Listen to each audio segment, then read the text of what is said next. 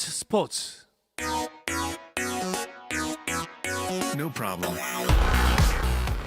화요일 저녁에는 이 두 분과 함께하고 있습니다.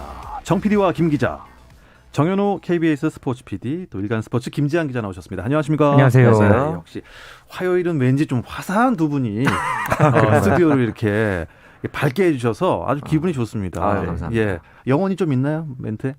화사하다는 얘기는 사실 처음 들어보긴 하는데 저도 좀 당황해가지고 네. 어떻게 지금 맞받아야 할지. 예. 네. 어둡다는 그렇습니다. 얘기는 네. 들어봤지만 네.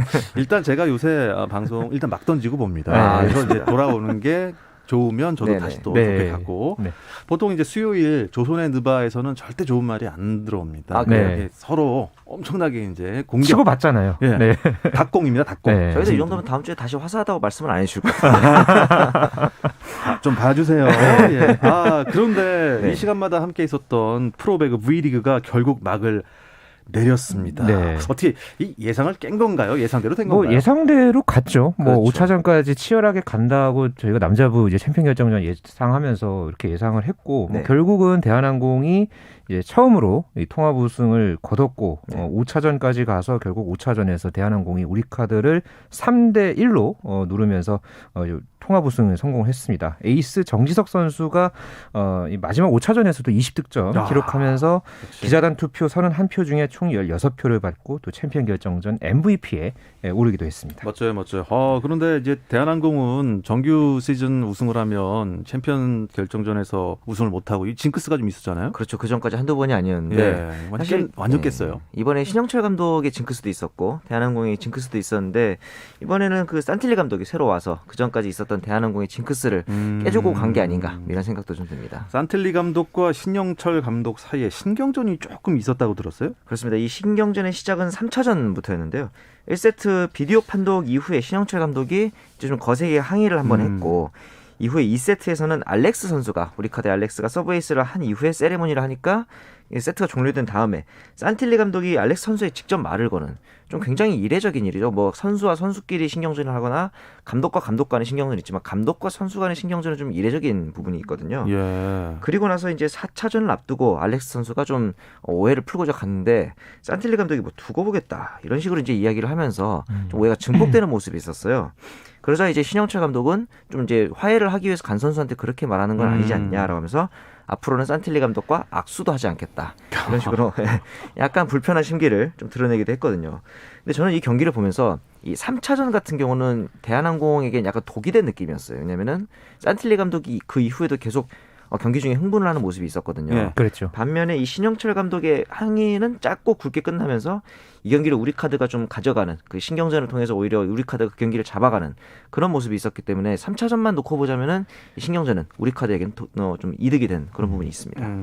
어쨌든 뭐 산틸리 감독 선임이 우승의 원동력이 된 것만은 부인할 수 없겠죠. 네, 산틸리 감독이 시즌 전부터 이제 외국인 감독으로서 또 상당한 이 어떤 리더십을 보여줄지 예. 화제를 모았고 뭐 제 기억에는 시즌 전에 뭐 한국어로 중간에 뭐 작전 타임을 할 때 한국어로 뭐 이렇게 지시를 하겠다 뭐 이렇게 한두 얘기를 번씩은. 했던 네, 그렇죠. 그 기억도 있거든요. 예. 그만큼 이 굉장히 의욕적으로 이제 한국에 와서 이 대한항공 선수단을 한 팀으로 모으는데 아주 기여를 했고요. 특히나 저는 좀 이번 시즌에 이 산틸리 감독의 대한항공을 좀 높게 보는 게 뭐 케이타라든가 그러니까 이제 한 그 특정 선수한테 이렇게 좀 일종의 그 몰빵 배구라고 하죠. 아 그렇죠, 그렇죠. 예, 그런 게 좀 우리나라의 이 배구의 좀 특성이 강한데 네. 이 산틸리 감독의 대한항공은 이 편견 없이 그러니까 선수를 기용하면서 주전과 비주전이 고르게 성장할 수 있는 그런 어떤 장을 열어줬다는 그런 점에서는 충분히 이 평가를 할 만한 부분이라고 저는 생각을 합니다.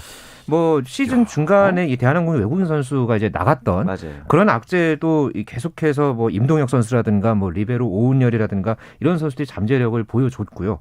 뭐 이 챔피언 결정전 같은 경우에도 총 7명이 교체 투입이 됐습니다. 그러니까 그만큼 주전과 비주전의 이 갭이 차이가 별로 없기 때문에 이런 게 가능했고 그러니까는 이 마지막까지 5차전까지 가는 이 체력적인 부담에서도 선수들이 고르게 이 전력을 유지했던 게 이제 눈길을 모았는데 이 산틸리 감독이 뭐 본인도 이제 모든 챔피언 결정전이 끝나고 나서 처음엔 이상한 사람이라고 손가락질도 받았는데 다른 방식이 한국에서 통할 수 있다는 걸 보여주고 싶었다. 다행히 마지막 순간에 믿음을 얻었다. 이렇게 소감을 밝힌 거 보면 본인도 그렇고 대한항공도 그렇고 우리 V리그에서도 상당히 좀 인상적인 모습을 보여줬다. 뭐 이렇게 좀 정리해 볼 수 있겠네요. 그렇게 높은 평가를 받는 산틀리 감독이 아니 왜 대한항공을 벌써 떠나요? 높은 평가를 받았기 때문이죠. 1년 계약이었는데 예. 이 계약이 종료된 이후에 외국 구단에서 이미 제의가 들어왔다. 이런 이야기가 있어서 네. 근데 아마도 대한항공은 외국인 감독을 통해서 이런 징크스도 극복하고 통합 우승을 거뒀잖아요. 그러니까 내년에도 외국인 감독 체제를 고수할 걸로 보입니다. 이미 3명에서 4명 정도의 후보랑 지금 벌써요?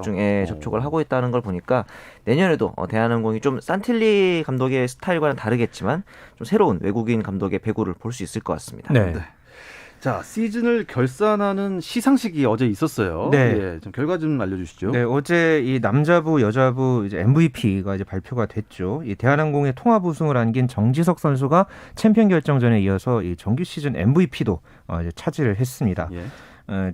이렇게 되면서 2관왕을 달성을 했고 네. 이 여자부 MVP가 좀 화제를 모았죠. 네. 김연경 선수가 전체 기자단 투표 31표 중에서 14표를 얻으면서 GS칼텍스의 정규리그 1위를 이끌었던 이소영 선수가 12표, 단 2표 차로 김연경 선수가 이렇게 MVP를 따냈습니다. 이렇게 2위 팀 선수가 정규리그 MVP를 수상한 것은 지난 2005 시즌에 당시 현대건설에서 뛰었던 정대영 선수 이후에 처음 있는 일이었고요. 올 시즌에 김연경 선수가 그만큼 어려운 상황에서도 예. 네, 각 그 공격 분야에서 이제 다 상위권에 올랐기 때문에 이런 부분들이 또 평가를 받았다 볼 수 있겠습니다. 뭐 사실 배구를 잘 모르시는 분들도 그 너무 뉴스를 통해서 네. 예, 그 배구 외적인 사건 그렇죠. 사고가 좀 있었던 팀이기 때문에 김연경 선수의 마음고생 그리고 거기까지 끌어올리는데 얼마나 많은 공을 들였는지 이 수상을 통해서 결과가 나온 것 같습니다. 네. 수상 소감이 좀 특이했나 봐요. 이 수상 소감을 그냥 들어보면은 이번 시즌에 여자 배구를 요약할 수 있다 이런 생각도 좀 들었는데 네. MVP가 혼자 잘했어야 받을 수 있는 상이 아니다. 왜냐하면은 이걸 반대로 얘기하면은 김연경 선수는 MVP를 받을 만큼 좋은 활약을 했지만 팀의 우승을 혼자 견인하기는 역부족이었다 이렇게 아하. 볼 수도 있고 뭐 어쨌든 그리고 함께 고생한 동료 선수들에게 고맙다는 얘기도 했고 많은 일들이 있었던 굉장히 다사다난한 시즌이었다 이런 소회를 또 드러냈고 다음 시즌을 한국에서 뛸지 안 뛸지 모르겠지만 책임감을 가지고 앞으로 있을 도쿄올림픽까지도 준비하겠다 이런 부분을 보면은 이제 김연경 선수가 가지고 있는 향후 거취에 대한 생각도 좀 엿볼 수 있었습니다. 그리고 또 김연경 선수가 최근에 또 화제를 하나 또 모았던 게 외적으로 있었어요. 네. 그 양효진 선수 있죠. 이 선수가 그 최근에 결혼식을 이제 올렸는데 네. 이 양효진 선수는 또 이 김연경 선수랑 워낙 또 절친한 관계죠. 그렇죠. 뭐 룸메이트 관계이기도 했고, 근데 이 결혼식에서 김연경 선수가 부케를 받았습니다.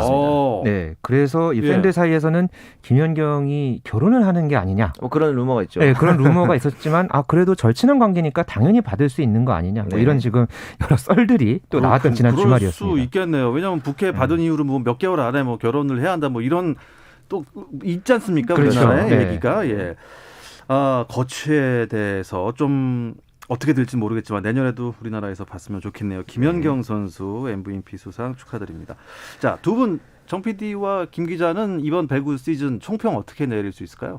표면적으로 보면 남녀 모두 정규리그 우승을 했던 팀이 통합 우승을 거두는 굉장히 좀 무난한 시즌인 것 같지만 사실 이런 예상을 저희가 시즌 초에는 전혀 하지를 못했었죠. 네. 팀에 대한 예상도 좀 달랐었고요. 네.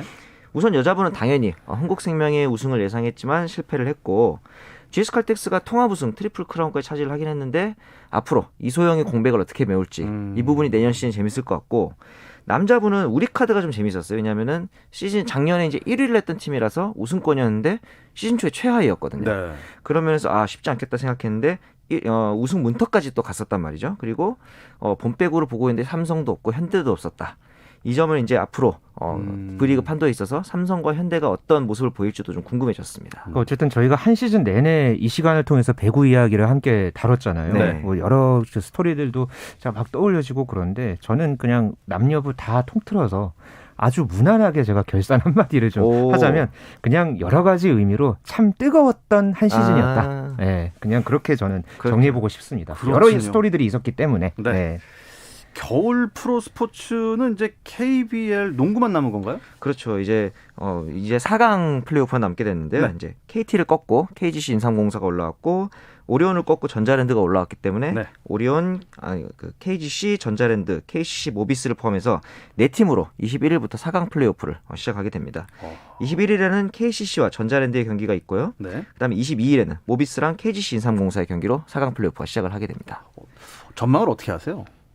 일단 정규 시즌 우승을 차지했던 전주 KCC가 좀 인천 전자랜드를 상대로는 조금 우세한 건 사실입니다. 근데 그렇죠. 전자랜드가 외적인 좀 상황이 하나 있죠. 이번 시즌을 끝으로 이제 전자랜드가 이제 모기업 이제 매각이 돼서 네. 예, 이제 마지막 시즌을 치르기 때문에 쉽게 물러서는 승부는 펼쳐지지 않을 것이다. 다만 이 승부는 KCC가 좀 상대적으로 우위했기 때문에 챔피언 결정전에 올라갈 것 같고 반대편에서는 이 외국인 선수 간의 매치업이 참 흥미롭습니다. 네. 이 션롱, 이 현대모비스의 션롱 선수 그리고 KGC 인삼공사의 이 설린저 이 두 선수 간의 매치업이 굉장히 재미있을 것 같고 특히나 이 유재학 감독과 김승기 감독 유재학 감독은 과거에 뭐 국가대표도 하고 현대모비스의 영광을 함께 그렇죠. 했던 이 명장이죠. 그런데 이 유재학 감독이 상당히 두려워하는 이 감독이 김승기 감독입니다. 오. 왜냐하면 예. 과거에 이 플레이오프에서 이 두 감독이 맞대결을 했을 때 6승 1패로 김승기 감독이 절대 우위에 있습니다.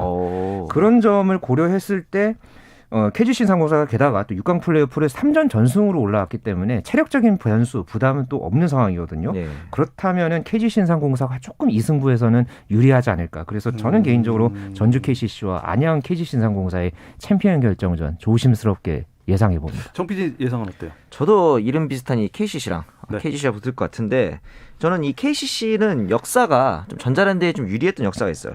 2008-2009 시즌, 2010-2011 시즌, 2017-2018 시즌 세 번 모두 이제 봄농구에서 전자랜드를 꺾었던 기억이 있고 송교창 선수가 이 고졸 출신으로 처음 MVP를 탔는데 이번 시즌에 4번 포지션에 파워포드로 전향을 하면서 굉장히 좀 안착을 했는데 전자랜드가 가장 약한 포지션이 파워포드 쪽입니다. 그렇죠. 그래서 이 부분에 있어서 좀 비교 우위가 있을 것 같고 저는 이제 그 외국인 대결에서 썰린저가 굉장히 좀 우위가 있을 것 같다 이런 생각이 드는 이유가 아직 그 중간에 합류했기 때문에 전력 분석이 덜 됐을 것 같아요. 그리고 국내 선수 간의 그 매치업으로 봤을 때도 네. 이재도, 오세근, 양희종 이런 기존 선수들이 KGC가 훨씬 더 탄탄하기 때문에 KGC가 또 상대전적으로도 이번 시즌 앞섰기 때문에 모비스를 꺾고 KCC랑 붙지 않을까 하는 생각을 해봅니다. 오, 예.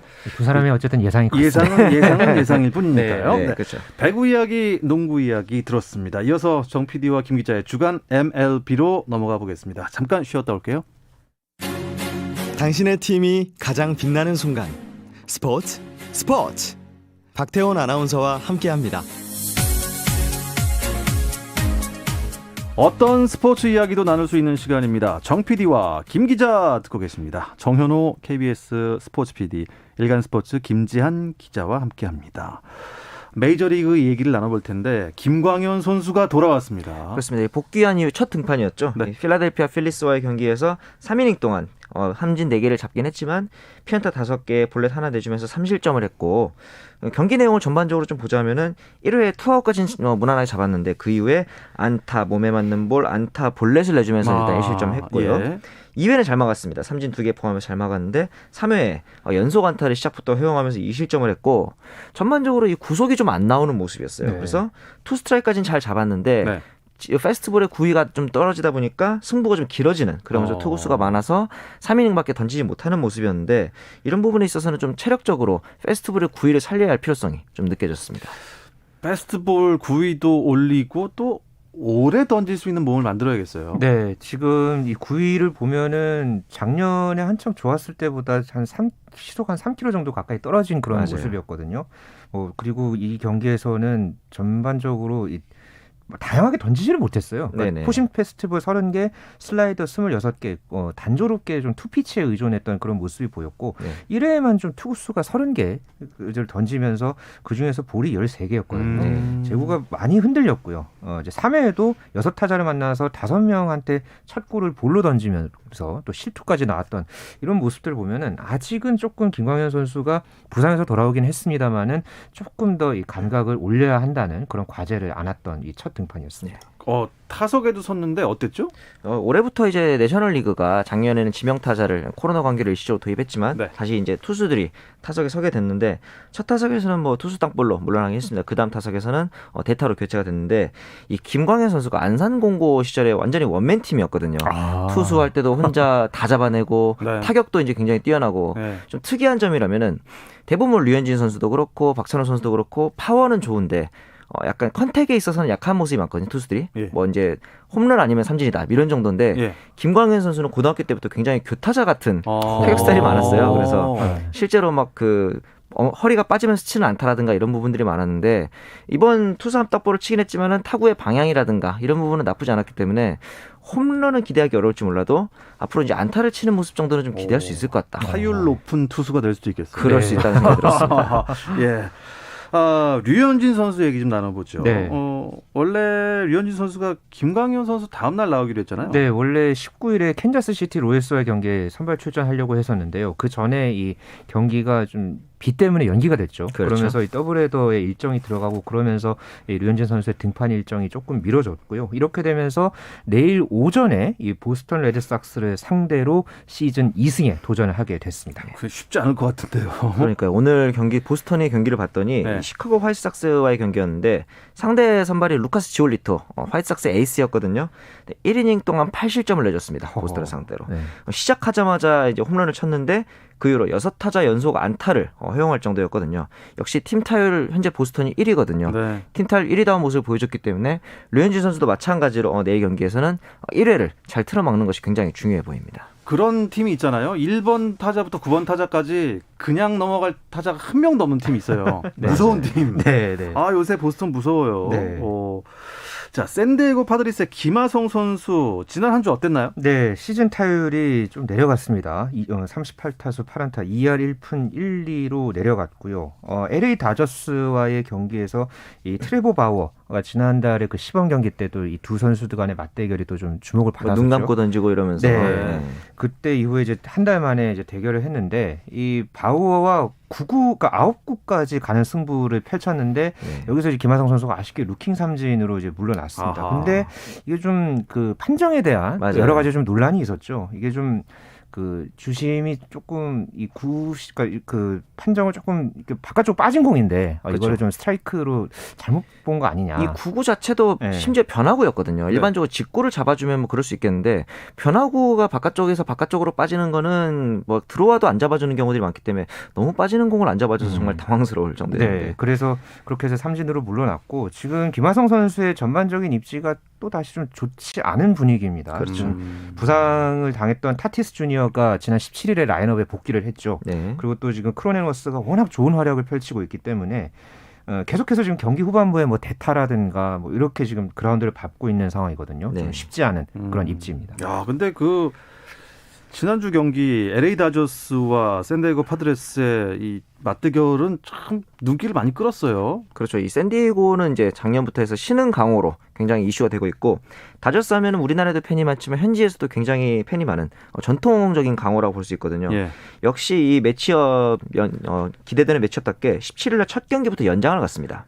그런데 12회 LA 다저스가 대거 5득점을 올리면서 승기를 잡자 요즘 맹활약 중인 크로넨워스가 또 투수로 등판을 하게 됐거든요. 최근 KBO 리그에서도 이 투수 등판이 좀 핫 이슈인데 네. 메이저리그에서도 역시 크로넨워스가 투수로 등판을 하게 됐고 18일에는 에이스 대결이 있었습니다. 커쇼와 다르비쉬의 대결이 있었습니다. 네. 네, 커쇼가 저번 경기에서도 판정승을 거두고 이번 경기에서도 에이스와의 대결에서 판정승을 거뒀는데 6이닝 동안 삼진 8개 곁들이면서 무실점했고요. 다르비쉬도 사실 잘 던졌어요. 잘 던졌어요. 예, 예. 7이닝 동안 삼진은 오히려 하나 더 잡았고 실점을 하나 내주긴 했지만 이 경기 역시 명승부였다 이렇게 볼 수 있고 바우어가 출격했던 19일 날 뭐 김하성 선수는 삼진을 당하긴 했지만 샌디에이고가 8회 말에 대거 득점을 올리면서 역전승을 거뒀는데 오늘 머스고로 선수 나와서 굉장히 또 잘 던졌거든요. 그런데 약간 좀 불길한 느낌이 오늘 굉장히 잘 던졌지만 결국 팀 자체가 2안타에 그치면서 오늘은 샌디에이고가 패배를 했습니다. 그러니까 이 경기에서 1차전부터 벤치 클리어링 나왔거든요. 그렇죠. 그렇죠. 예, 그러니까 2차전에도 비슷한 상황이 나올 뻔했었고 그러니까 뭐 MLB.com이 이미 벤치 클리어링이 나왔기 때문에 이게 또 과대 광고가 아니었고 그러니까 이미 큰 경기가 될 것이라 예측을 했는데 그게 과대 광고가 아니었다. 뭐 양 팀은 이제 서로 싫어한다. 하면서 이제 또 다시 4연전이 이번 주에 또 열린다고 하거든요. 아하. 그렇군요. 네, 그래서 팬들의 기대가 커지고 있다. 뭐 이렇게 좀 정리한 걸 보면 참 재미있는 매치업이 이번에 3연전 동안 펼쳐졌다. 그렇죠. 네, 정리해 볼 수 있겠습니다. 조 머스그로브 얘기를 좀 더 나눠볼게요. 네. 지난 10일이었죠. 텍사스 레인저스 상대 때 노히트 노런 했다고요? 그렇습니다. 이 노히트 노런이 뭐 그냥 나오는구나. 왜냐면 메이저리그에서는 흔히 나오는 기록 중에 하나니까. 근데 이 샌디에고라는 팀에서 처음 나온 그 기록인데 뭐 거기까지도 그럴 수 있어요. 예. 근데 메이저리그 팀 중에서 샌디에고만 노히트 노런이 없었더라고요. 네. 진짜요? 그래서 이 샌디에고가 30개 구단 중에 유일하게 노히트 노런이 없는 팀이었는데 머스그로브를 통해서 8,026경기 만에 첫 노히트 노런을 기록을 하게 됐고 이에 이제 감흥이 온 샌디에고의 유명 수제 맥주 회사에서 머스그로브는 평생 맥주를 공짜로 마실 수 있도록 무료 맥주를 제공한다는 네. 그런 이슈도 있었는데 오늘도 잘 던졌어요. 7이닝 동안 삼진 13개를 잡았는데 2실점밖에 안 했더니 팀이 안타를 2개밖에 못 치는 이런 안타까운 돌아온 이 페란도 타티스 주니어 선수가 계속 1할 때 타율을 보여주고 있다는 점이 좀 아쉬웠습니다. 그러니까 메이저리그가 그동안에 이 노히트 노런 나온 게 307번이었거든요. 근데 이게 샌디에고에서 역사상 처음 나온 거니까 그렇죠. 당연히 이런 맥주 평생으로 무료로 이렇게 막 먹게 해주겠다고 한 그럴만하네요. 거는 충분히 그럴 만한 그럴 가치가 수 있다고 있겠네요. 보는데. 네. 창단 이후 처음이라니까. 네. 하지만 노히트 노런이 적잖이 나오는 게 메이저리그다라는 게 시카고 화이트삭스에서 노히트 노런이 나왔잖아요. 그렇습니다. 카를로스 로돈 선수가 또 나왔죠. 참고로 이 머스그로브 역시 노히트를 힛바이 피치 때문에 이제 놓쳤는데 로돈도 마찬가지였고 이 선수가 2014년에 전체 3순위로 데뷔할 정도 유망주였는데 작년에 방출됐다가 올해 재계약할 정도로 약간 좀 처지는 커리어가 이제 들쑥날쑥했는데 오늘 노히트를 달성할 때 딸의 이름을 글러브에 새기고 나가서 달성했다 그래서 약간 또 인간 승리적인 스토리를 또 자아내고 있었습니다. 영화 같네요. 야, 근데 퍼펙트 게임을 아쉽게 그 몸에 맞는 공으로 내준 거는 진짜 많이 아쉽다. 그렇죠? 그렇죠. 네. 퍼펙트 게임은 진짜 잘 안 나오죠. 그러니까 퍼펙트 게임은 메이저리그에서는 21번 나왔다고 하고요. 네. 재밌는 건 일본 프로야구도 노히트 노런이 92번, 퍼펙트 게임은 16번 나왔다고 해요. 오, 많이 나왔네요. 그죠? 그런데 우리나라는 그러니까 14번 노히트 노런의 퍼펙트 게임은 아직 한 번도 없었습니다. 맞습니다. 그러니까 이거는 어떤 뭐 선수가 뭐 잘하고 못하고 이런 게 아니라 그러니까 어떤 그 각 야구 문화의 어떤 특성이 반영된 거라고 저는 그렇죠. 보는데 조금 퍼펙트 게임이 우리나라에서는 그래도 40년 만에 나올 좀 이렇게 법도 한데. 나올 법도 한데 라는 아직은 왜 안 나왔을까? 아직 안 나왔습니까? 네. 우리 그렇습니다. 국내 야구에서는 네. 기대를 한번 해보겠습니다. 네. 근데 또 그 퍼펙트 게임을 당하는 팀은 또 얼마나 속상하겠습니까? 그렇죠. 이제 역사에 그렇죠. 처음으로 남게 되는 거기 때문에 어떻게 해서든 깨고 싶겠죠. 시간 관계상 뉴욕 양키스 얘기만 좀 더 나눠볼게요. 네네. 뉴욕 양키스라면 뭐 전통의 우승 후보 아닙니까 항상? 그렇죠. 근데 왜 이렇게 부진하죠? 이게 19일 날 템파베이전까지 치면서 지금 5연패가 됐고 동부지구 최하위입니다. 이 가장 큰 문제는 OPS, 이 장타율과 출루율 합한 지수가 30개 구단 중 최하위, 즉 타선이 가장 큰 문제다. 근데 투수진이라고 뭐 좋진 않다. 왜냐하면은 코를 제외한 타이온, 클로버 이런 기대했던 선발진 자체가 모두 실패하고 있기 때문에 지금 네. 쉽게 말해서 투타의 밸런스가 맞지 않는 팀이다. 이렇게 보시면 될 것 같아요. 지금 팀 타율이 2할 1푼인 게 메이저리그 그러니까 양키스의 기록으로 놓고 보면 1968년 이후에 가장 저조하다고 어이구, 하고요. 맞습니다. 팀 OPS도 6할 4푼 1위가 1973년 이후에 거의 뭐 한 50년 만에 가장 낮은 수치라고 해요. 그러니까 이런 기록으로만 봐도 양키스가 상당히 부진하다. 네. 이렇게 볼 수 있겠습니다. 예, 기록만 봐도 뭐 최근 5연패니까요. 맞아요. 네. 이거 빨리 연패를 끊어야 되는데 네. 이게 아주 자칫 잘못하면은 그냥 올해는 그냥 꼴찌를 깔아놓고 이 팀은 그럴 수도 가게 있을 될 것 수 있기 같아요. 때문에 네. 양키스 선수들 조금 더 분발을 해주시기 바랍니다. 네. 가장 상승세를 타고 있는 팀은 어딜까요? 한 팀. 의외로 이 디그롬의 매치인데 디그롬 나올 때는 못 치고 디그롬이 안 나올 때만 잘 쳐가지고 지금 내셔널리그 동부지구 선두를 하고 있거든요. 네. 이런 걸 보면서 디그롬 선수 좀 배가 아플 것 같았습니다. 예, 그렇군요. 네, 이 이야기를 끝으로 오늘 정 PD와 김 기자는 마치도록 하겠습니다. 정현호 KBS 스포츠 PD 또 일간 스포츠 김재한 기자 두 분 고맙습니다. 감사합니다. 감사합니다. 네, 내일도 저녁 8시 30분입니다. 박태원의 스포츠.